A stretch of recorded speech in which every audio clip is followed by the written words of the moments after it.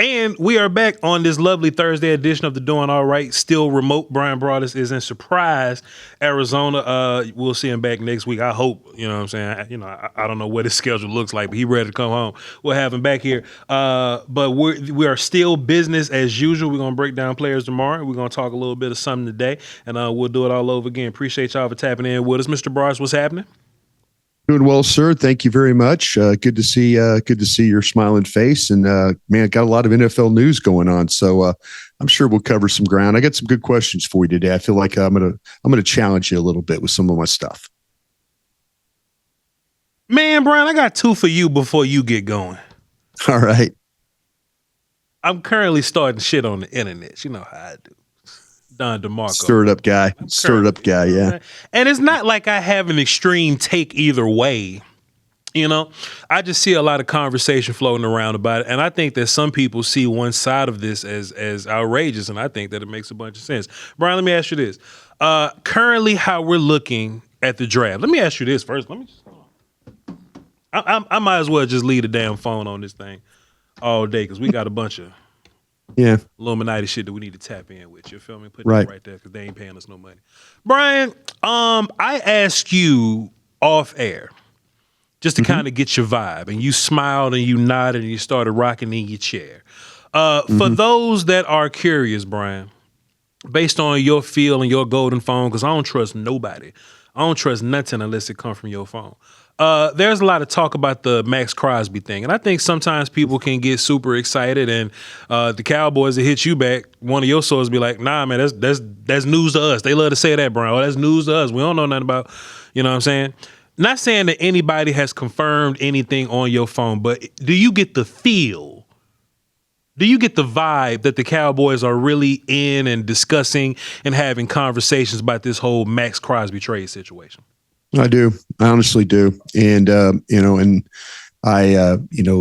working on a lot of different things right now, as far as the way they were able to restructure their deals and flip those switches and get under the cap. And, they've got things with the kicker and the wide receiver, but they're going to be in the middle of this trade talk.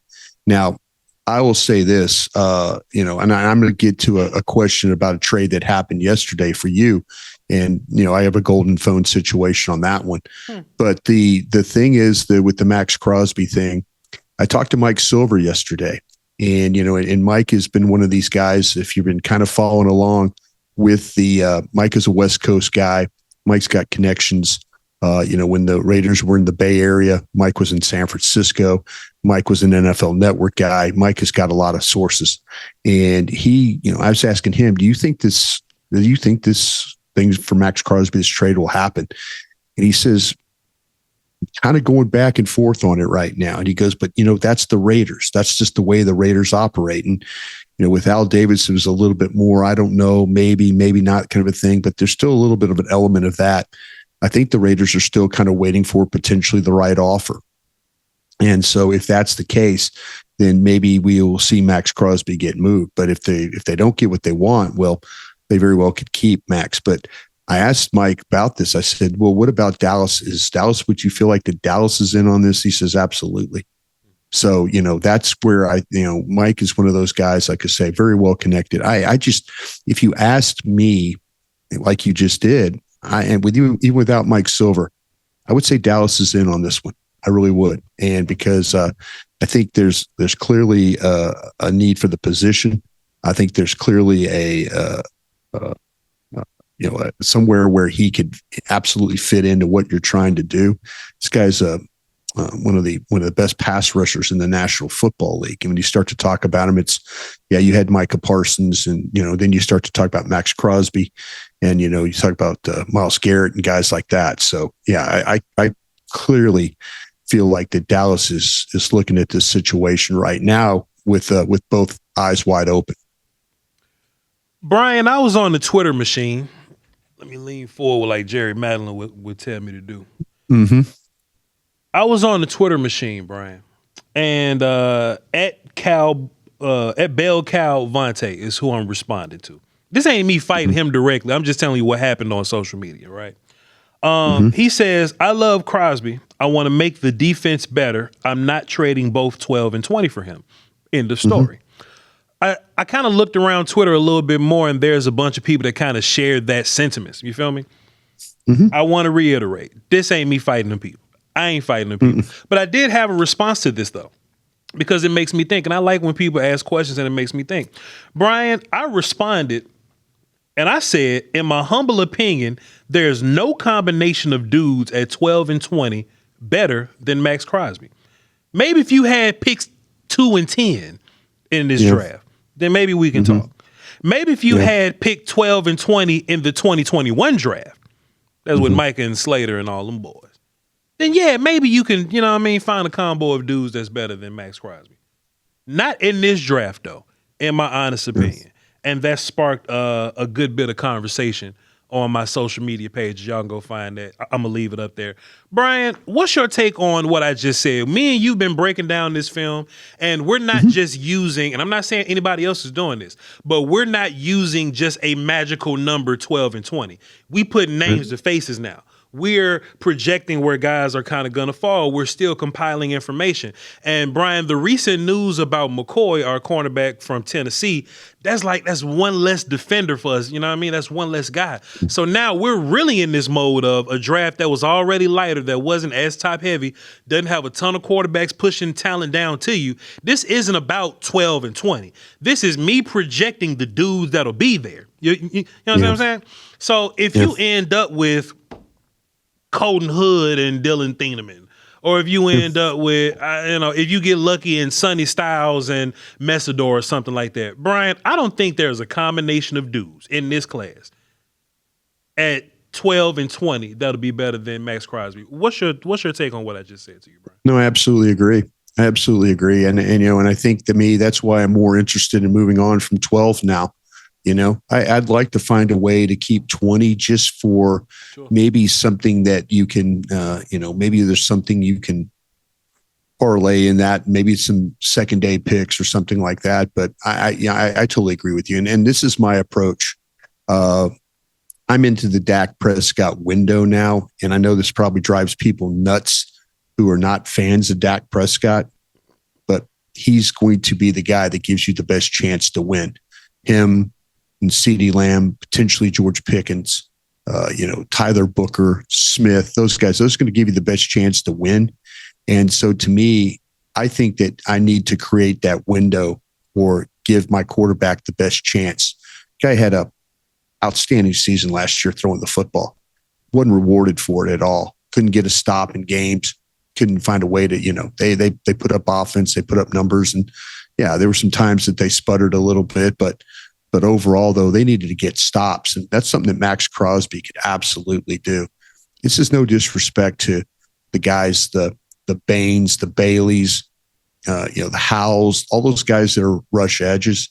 They're not Maxx Crosby. They're just not. And, we could talk about adding a safety and, Thieneman, he's a fine player.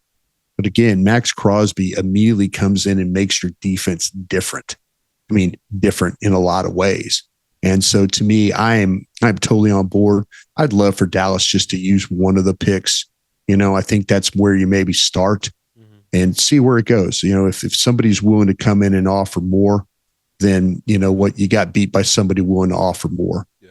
But I don't disagree with your assessment of a combination better than Maxx Crosby. I just don't. Some of the biggest pushback that I got, Bryan, was the idea that you need to fill the entire defense out, right? Like you have so many needs and so many holes. Yeah. But Bryan, if there's anything I learned with Micah Parsons, right, is one MFer is better than like 3 to 4 average dudes. That's what I learned. When people responded, right, they was like, well, but Voch, I would rather have Owe pick 12, pick 20 than Maxx Crosby. And I understand the sentiment, right? But let's say that pick 12 is, we'll just go with Sonny Styles. And I, at this point, I still think that's high bar. Styles should be gone. But say it's Sonny Styles and your 12th is like R. Mason Thomas from Oklahoma or something. Bryan, looking at Donovan Ezeraku last year, who was, in my opinion, a much better decorated pass rusher coming out of college than any of these guys for real, most of these guys for real. I'm projecting what the development of a pass rusher some corner, some safety, and Jason Oweh. I remember we was watching film during the season last year, Brian. Or not Jason Oweh. His name was Jason Oweh. It's Odafe Oweh now. I just met him as Jason Oweh. My bad, y'all. I remember we was watching film on him during the season, Brian. And I remember Oweh being a player that was cool, but we didn't really lose a lot of sleep on Oweh. We ain't talk about him for a long time. Right. I remember us breaking down the Raiders film, Brian. We talked about Maxx for a long, long time. Yeah. I think Maxx is better than Oweh, a rookie pass rusher, or even a year 2 pass rusher, because this is a multiple year thing, a pass rusher and a corner, especially if you get wiped out of those top defenders early. I wanted your take on it. It was a lot of people kind of fight me on the internet. They kind of, then they said, can you and Brian talk about this? So that's why I I appreciate you bringing it up. I feel like the fact that, there's some teams interested in this Maxx Crosby thing too, that, play pretty good defense. Your division opponent, the Philadelphia Eagles, we all kind of applaud the Eagles for what they do defensively, with their front, how they go about grabbing players, the way they draft players. Very, very an outstanding job by the Eagles. The fact that the Eagles are potentially in on this and trying to kind of figure a way to get into the Maxx Crosby sweepstakes, I think that tells you a lot. You get a team that's, like I say, we respect what the Eagles do defensively, and they're trying to get this guy that you should be right in the front of the line, right there, lockstep with them, trying to get this guy. This guy's a difference maker. I mean, he immediately puts his hand on the ground or stands up, and then he becomes a problem for a new defensive coordinator who's got some really cool ideas of how he wants to attack people, up the field, and with the way that he moves guys around and stuff like that. I mean, this is a big time piece for his defense if they could pull this one off. And like I say, I'd love for it to be, maybe the one of the picks. It'd be really nice to see. But man, I don't disagree with you. I just don't. Because I'm looking at Dak Prescott right now. I'm thinking, how can I maximize the next 3 years I have with him? And Maxx Crosby clearly can do that. Brian, you said you had some questions for me, sir. I do. And this is the one I want to start with, since we're talking about Maxx Crosby. And I'm trying not to have to use both those ones. So, but looking at the Raiders and looking at their team needs and kind of where they're at, they're very similar to you, being the Dallas Cowboys defensively. We all saw their defense last year. It was horrendous. Maxx Crosby was the guy, no question about that. But they were overall, corners and linebackers, and there's just so much that they could use. But I wanted to ask you this. There's another thing they could use as offensive linemen, and I wanted to ask you this question: is there an offensive lineman on the Cowboys that you would try and include for a deal for Maxx Crosby? Or would you also consider moving Ryan Flanoy as part of the deal? So one of the picks, and then you can move an offensive lineman, and you could also move Ryan Flanoy, or you can move Ryan Flanoy. What would be the route of operation? I wanted to know, is there a starter? Is there a, in dream world, you would trade, somebody you weren't really happy with, throw into the package. But is there any offensive lineman or Ryan Flanoy that you would consider moving with the pick to try and get Maxx Crosby? I see this a lot, Brian, and I think a lot of this come from Madden culture. You know what I'm saying? Like, hey, take all the guys we don't like. And give me the best guy in the league. Yeah. People talk about this all the time. I will say, and look, sometimes it work out for you. If you send some draft picks and throw in Mozzie for Quentin Williams, it works out for you. I don't always see it happen. I was thinking like a TJ Bass or somebody like that. Somebody, a guy that's, has shown he could start. Yeah. Do you throw him in on the deal that, but is there, I know we could talk about Guyton. We could talk about, you could talk about Terrence Steele. You can talk about guys like that. If there's somebody in mind you have, I just was open to any ideas that you have there. I think the only offensive lineman that will produce enough value to where you're not really going heavy pick wise is one of your interior guys. Big Tyler is your superstar. Book is an up and coming, no problems out of him. He's going to be fantastic next year. Cheap contract and all that. He's incredibly valuable because he's cheap. BB can also sweeten the deal for you as well. Sure. I don't want to move those guys necessarily. You know what I'm saying? If you got to do it, I can find you a guard in the fourth. I can go draft Ratledge at 114 and we'll be fine. I would just personally hate it if you had to move on from one of your guards. If they like Flournoy enough, they're thinking about an X, like a on the line X receiver is kind of where they're trying to navigate that position. Look, I will if they'll do it, I'll create them a cute little package to kind of rebuild their team. If they'll take 20, Flo, Bass, and somebody else, sure, I'll do it. I just don't think that they'll do it. And I don't want to get out of hand with getting rid of assets to gain another one. You understand what I'm saying? Now, Maxx Crosby is a dude. You feel me? So ultimately, I probably would do it. I probably would. I just don't want to hurt myself too bad. I see a lot of people throwing around Osa's name. Sure. If that's something that they're down with, I would love to know what Osa looks like with new coaching. A damn Brandon Jackson pass rush guru to come in and see what he looks like, and then play Osa next to Max. I would love to know what that looks like. But I'm not opposed to moving players to get the guy. I just wanted to make a little bit of sense. Yeah, I'm not moving Pickens though. But I'm not moving Pickens. Yeah, you're not moving Pickens, and that's why I was saying that maybe because their needs clearly are a wide receiver, like an X wide receiver. They need an on the line guy. They're bad at offensive line. Colton Miller is really the only guy they have that's got any ability. So I was just trying to think if there was somebody. You make an interesting point about BB. Would you consider? Would that be? You're moving on from Brock Hoffman. So you really, does that mean that you're thinking about TJ Bass as potentially your backup center? And could TJ Bass be your center if you were to move on from BB or something like that? Again, folks, I'm not trying to create problems here. I'm just trying not to have to move both my first round picks, just trying to find situations that might best benefit. But, would you consider, and you just told me you would not move any of the interior guys. I wouldn't want to. It'll suck. But just to have clarity, just so people know where I stand, I would rather move 12 and 20 than to move players. That's just where I'm at with it. Because I think ultimately you're trying to win a Super Bowl. And I think the veteran players that are worth being traded on your team now are more valuable in this Dak window than your picks are. You understand what I'm saying? Yeah. These draft picks may not help you year one. They may not help you year one, and they won't help you in that way in year two.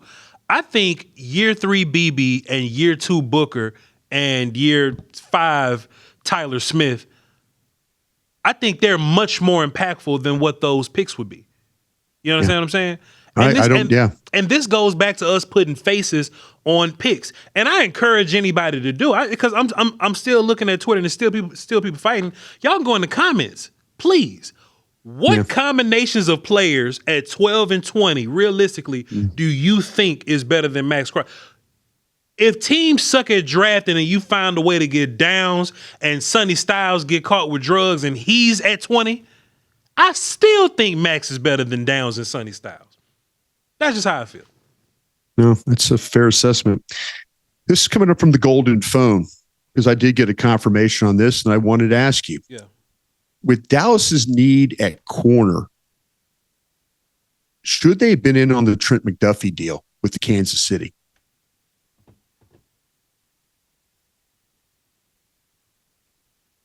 They gave up a 1, a 4, and a 3 next year or something like that. Let me look at it. Yeah. Something along those lines. Yeah, 1, a 4, and a 3 next year. Yeah. Them picks were added again.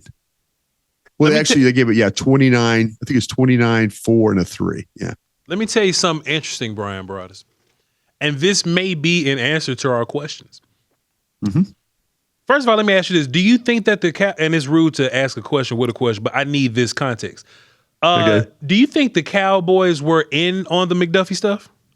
That's what I'm trying to lead you to. They were not. So, Brian, I ain't trying to be messy, but what if they didn't send the pick because they have other plans for the pick? Work off. Yeah. Don DeMarco, yeah. Did you hear what I said? I ain't know you like to get wet. I did. I asked a couple of guys in the organization yesterday, and they were very kind to get back to me while I was watching Brazil and the Texas Rangers battle in baseball, that they were not in on the Trent McDuffie deal. But I wanted to ask Voch, who is a team builder, and knows he needs corners, looking at a lot of corners, stacking corners, maybe, Bryan. Did you just reveal something to our beloved audience there, sir?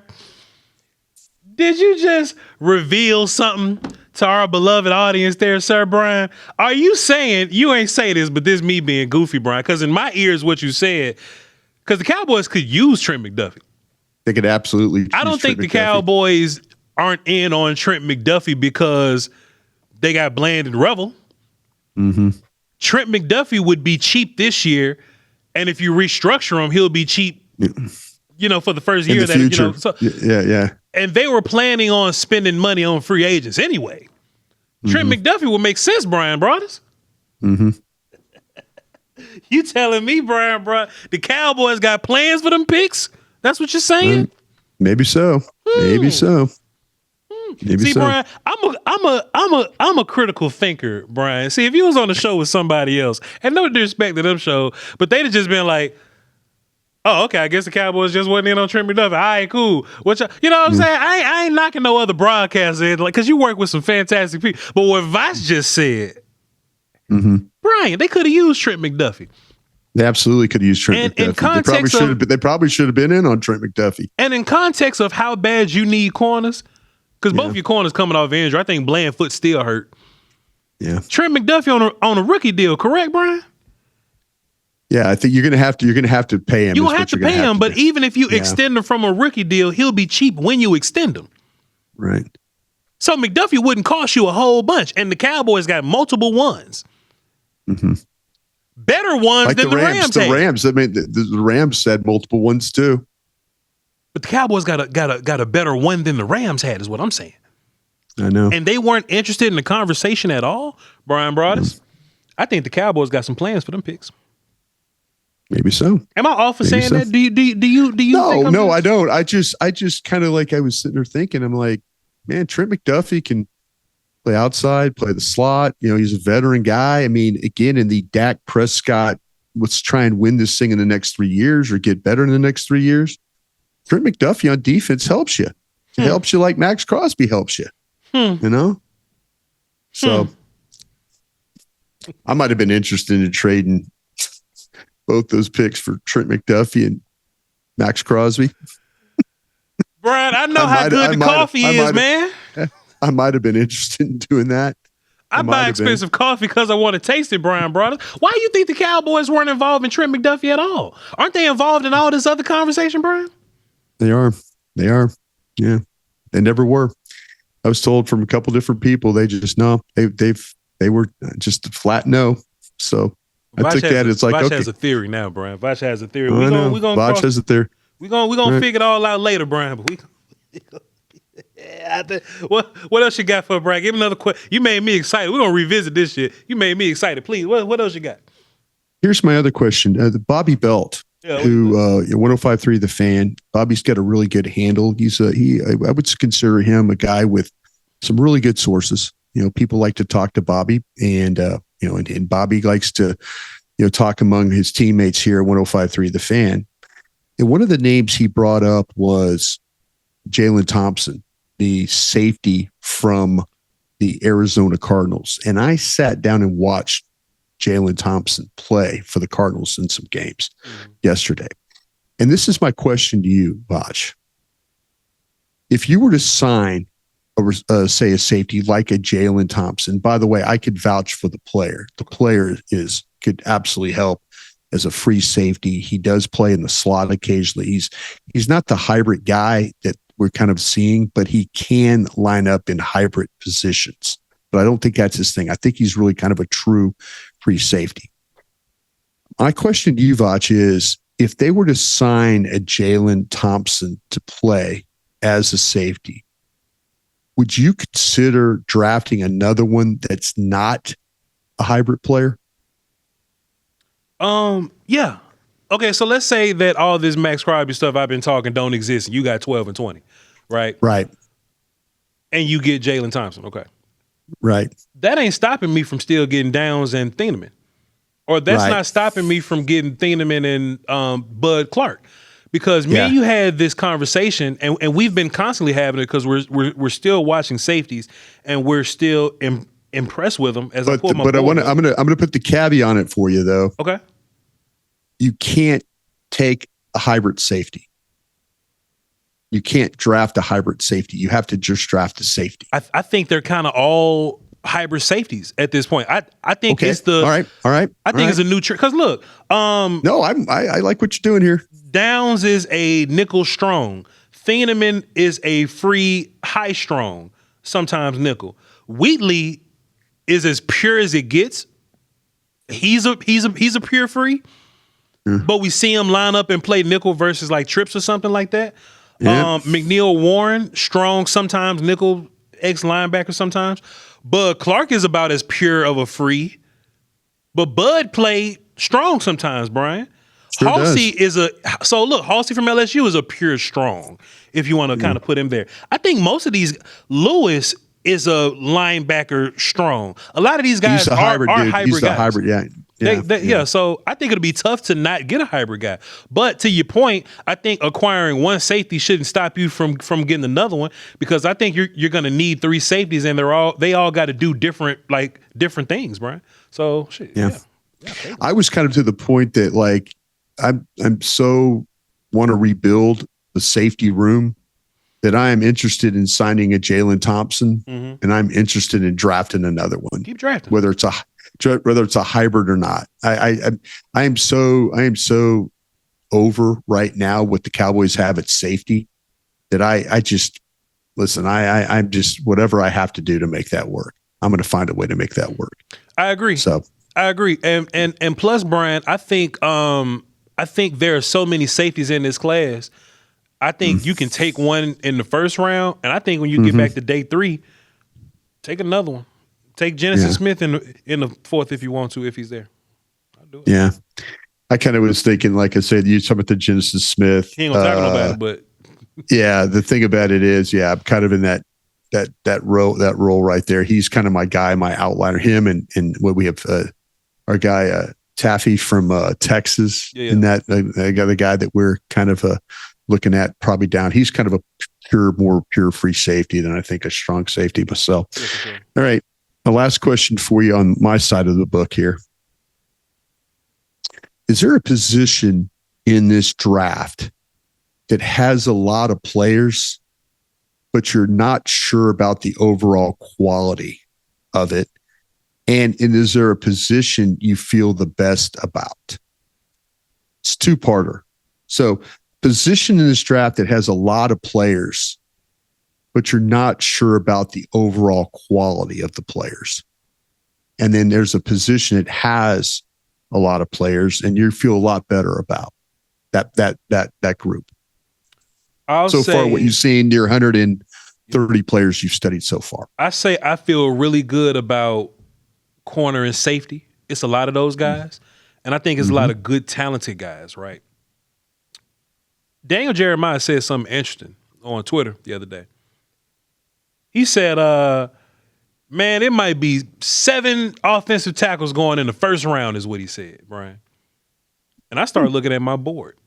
I can't go there. I'm sorry, Daniel. I love you, man, but I can't go there myself. I started looking at my board. He say first round, Brian. So Malinois, sure. And look, just to be clear, this tackle class versus previous tackle classes, it ain't really tackle classing. You know what I'm saying? No. You know, this ain't like you can get Paris Campbell down. I'm just telling you, man, Freeling from Georgia, I like the player. Freeling in previous tackle drafts is not going to get taken in the first round, I don't think. So, Brian, how about this? Mawanoa, Fano, sure. Yeah. Proctor, we getting to the end of the first for me right now. Yeah. Freeling, by tackle tax, by you paying tackle taxes, fine. Ihanachor, yeah, I got a 2 on him. Yeah. Tackle tax, whatever. Brian, by the time we get to Caleb Lomu, I'm looking at y'all crazy. Yeah. 1, 2, 5, 6, and that's 6 guys, Brian. So in my mind, the only other 2 characters I can see him thinking about is Blake Miller from Clemson or Tiernan from Northwestern, and Brugler likes Tiernan. Did you say Lumo? Did you say Lumo from Utah? I mentioned him, but okay, I'm not taking him in the first. I got a 3 on him. Okay, that's what I'm saying. Okay, that's what I was thinking. Okay, my bad. But I would assume I'm the opposite. I'm the opposite because I'm not a big fan of Freeling from Georgia. I say that I'm not a fan of. I saw him in a mock draft the other day go at like 8, 6, something like that. I'm like, I love it. What? I love it. I love it, but man, give me that Arizona State kid that's only been playing football for a few years. I think there's more upside in that guy than there is that guy at Georgia that's been playing a long time. Yeah. I just don't see 7 guys going in the first round in that way. And even if like Daniel Jeremiah is talking about like Dunker, Jennings Dunker from Iowa as a tackle, I got him as a guard. And I think most people in the league have him as a guard. Most people as a guard, yeah. I can't see a world where there's 7 offensive tackles going in the first round. If I haven't traded for Maxx Crosby and I got my picks, I'll take it. Like, sure, draft them offensive tackles. I ain't looking for them, but I can't see 12. No, sir. I just find it's interesting, and a couple of these offensive linemen will be gone before Dallas picks. Yeah, it'll be interesting to see, man. But Mawanoa, I think, is the best one. But if you stacked these current tackles with previous draft classes, these guys would probably be a round or 2 down for where they're going to probably get taken. If you start to talk about the quality of the draft. I don't think that's a deep position. I mean, I think it's names. I'm not enamored with all the names there, though. Yeah. I'm enamored with.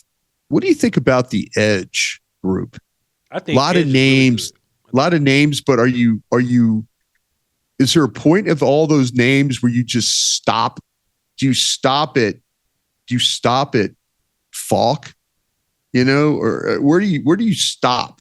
Like, you start to think about on my board, young Lawrence Lawrence from UCF sounds like a riser. Joseph, Lucas, Moore. Yeah. There's a point Crawford, Kamara, Yakis, Dennis Sutton, Sapp, Overton. This kind of just, it seems like a lot of names, but is the quality of the draft really at the first 6 guys? What I think will happen, Brian, is I don't think edges are going to get edge tax like offensive linemen get. Like tackle tax is the reason why we're talking about Blake Miller as a first round player. Sure. You don't get edge tax in that way where Derek Moore is like a first round pick for you from Michigan. You know what I'm saying? I think these players are going to be properly categorized. Now, they may overdraft Falk and they may overdraft TJ Parker, Brian, but for the most part, and how about this? Bobby Belt told me this. I was talking to him yesterday. Per his league sources, that's where Bobby's real good because he has league sources. He's got league sources for sure. He told me people gonna like Zion Young as a possible top 20 guy. I think that's strange. But based on the temperature of the room, I think the edge, like the standing linebacker edges, I think they're being placed properly. I'm not seeing a whole bunch of extra hype from Melo Height and Mason Thomas and I'm not seeing the guy that seems to get. You mentioned Lawrence, Malachi Lawrence. He seems like the one that people are kind of buzzing about a little bit more than. I love Mason Thomas from Oklahoma. And I think Height's a really good player too. but you're right. You're not hearing the buzz. But is there, okay, well, let me ask you this. Did we cover the position? You said you liked a couple positions. Mm-hmm. We talked about the offensive line or the tackle group we really don't like. Are we missing anybody else? Any other positions that have a lot of guys and you're just kind of going, I don't know. I know it seems like the overall receiver. Is receiver that way? I think receiver's the opposite because I like a lot of those guys. Like there's a lot of them, and I like many of them. Like this is a really good group, and I think wide receiver has the ability to kind of, pull you to the fours a little bit.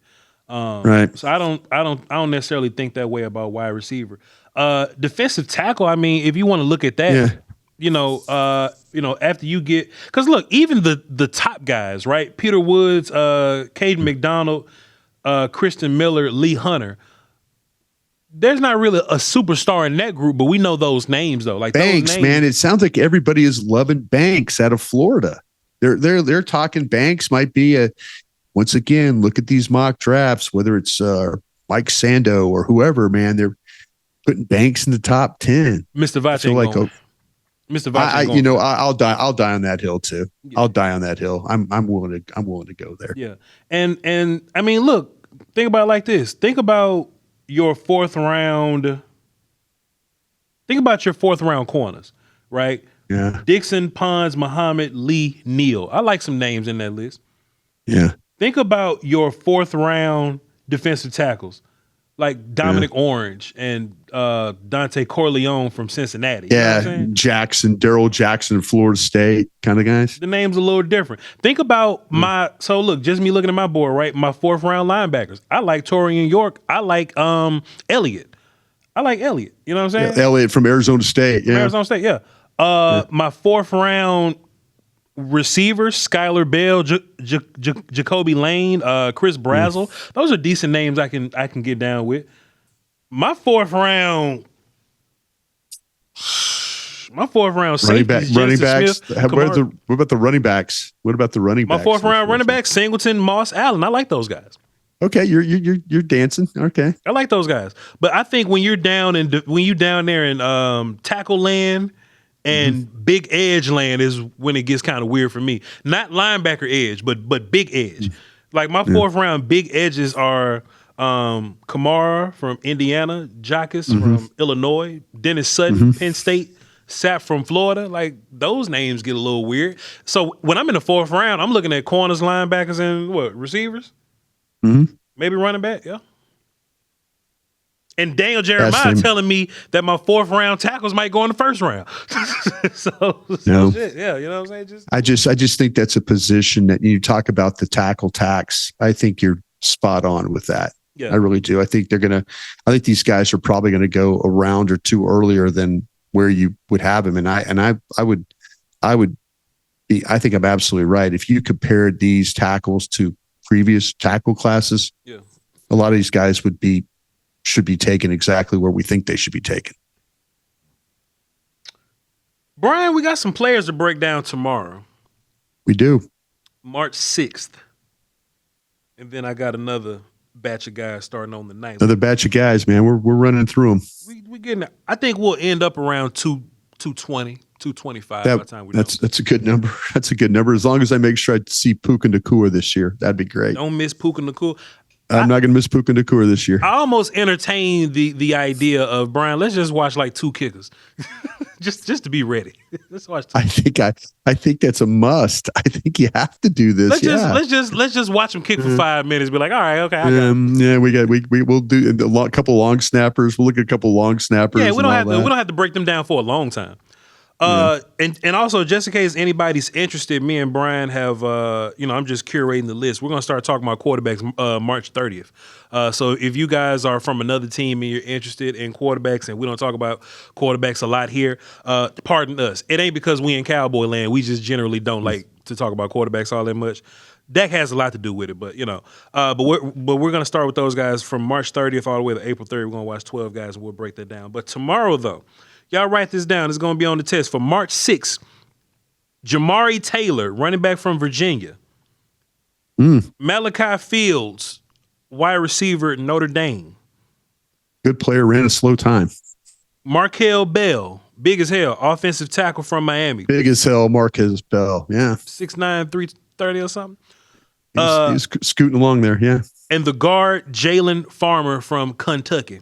We're gonna talk about those guys tomorrow on the Friday edition of the Doing All Right. We appreciate y'all for tapping in with us. We love y'all to pieces.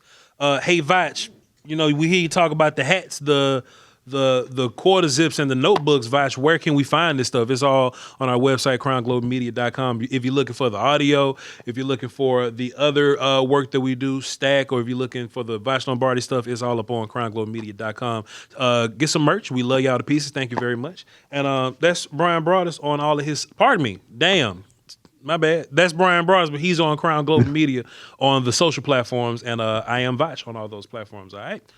Catch y'all tomorrow. Salute, Crown.